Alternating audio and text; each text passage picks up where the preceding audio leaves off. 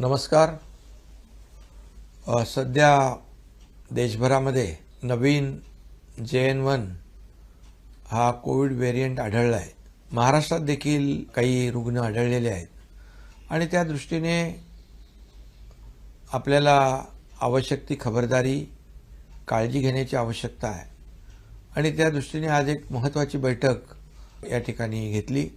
यामध्ये सार्वजनिक आरोग्य विभाग, वैद्यकीय शिक्षण विभाग, दोन्ही मंत्री, मुख्य सचिव, संबंधित सचिव, विभागीय आयुक्त आणि जिल्हाधिकारी असे सर्वच अधिकारी होते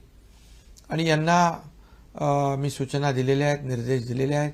की जी आपली कोविडची पूर्वीची यंत्रणा जी आहे, मग आयसोलेशन बेड असतील, ऑक्सिजन बेड असतील, ICU बेड असतील, व्हेंटिलेटरचे बेड असतील, PSA प्लांट असेल, ऑक्सिजन प्लांट असेल, त्याचबरोबर